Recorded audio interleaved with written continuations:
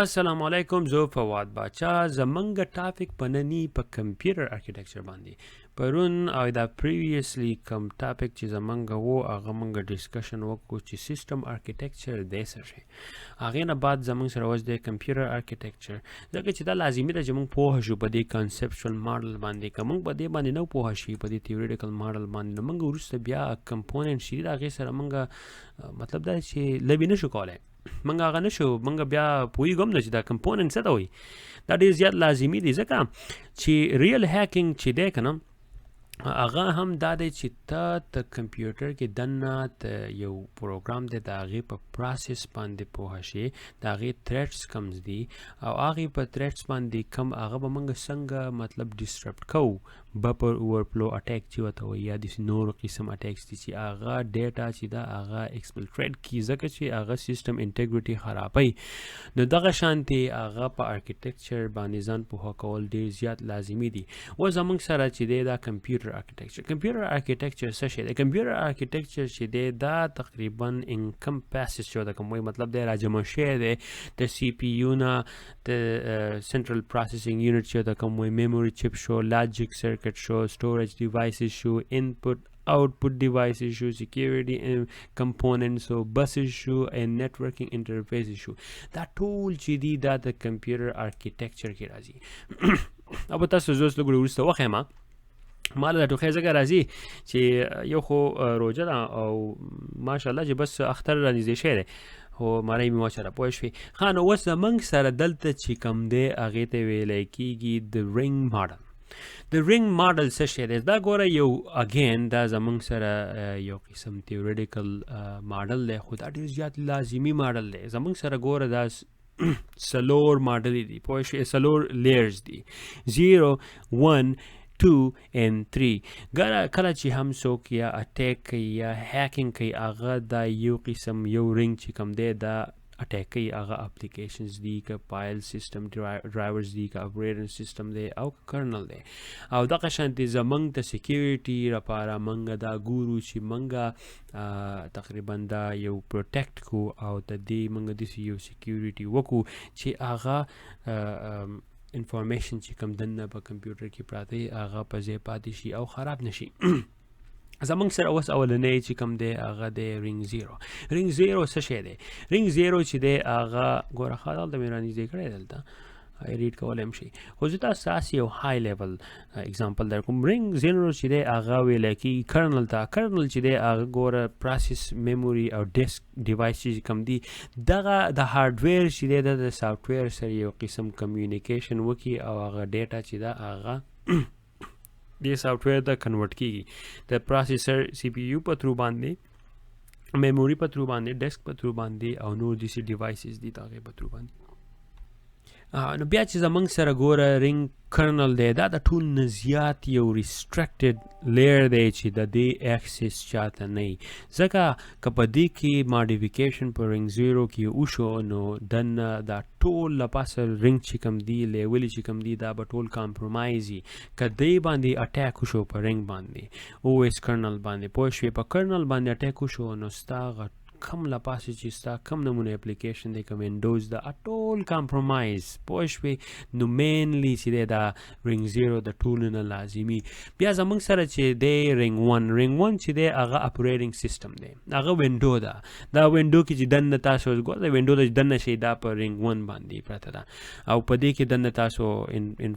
مطلب دی چې بیا رینګ ټو ته چې دی هغې ته وردنه شو په هغې کې بیا دی فایل سیسټم ډرایورز. د هغې کې بیا موږ دا ډرایور چې کوم انسټال او ګورئ کوم چې تاسو ډیوایس مینیجر ته لاړ شئ تاسو وګورئ دغلته اپډیټ ډرایور دی، ډیسیبل دی، ان انسټال کوئ، سکین کوئ. دا ټولې ډرایورې چې کومې دي دا په دې رینګ ټو کې دي.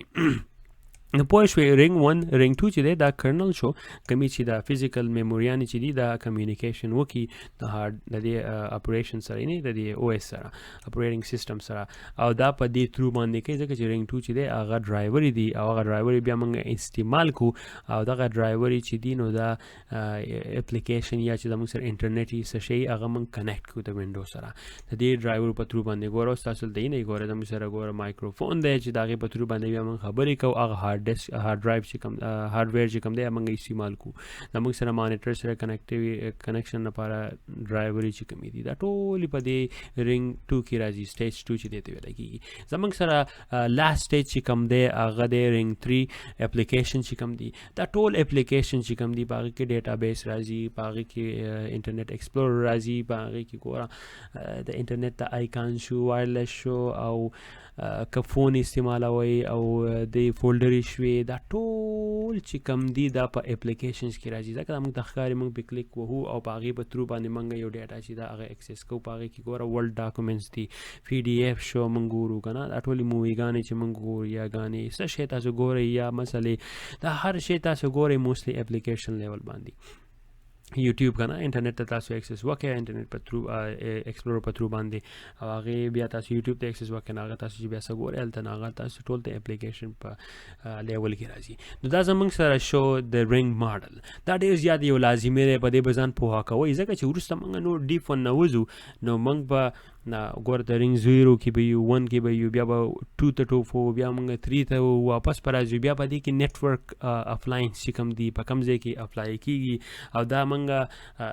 څه نمونه اوس تاسو چې کمپیوټر هیک کوئ تاسو به ځان پوهه کوئ چې وروره رنګ 0 1 2 3 څه شی دی ځکه چې تاسو په دې رنګ باندې نه یې پوهه شوي او تاسو ته پته نشته چې په رنګ 1 کې څه دي او په رنګ 2 کې څه دي نو هغې باندې به تاسو اټیک څنګه وکړئ پوه شوئ نو دغه شانتې د منیجر لپاره هم دا پکار دی ایز ا سیکیورټي پروفیشنل چې تاسو پوهه شئ په دې باندې او په دې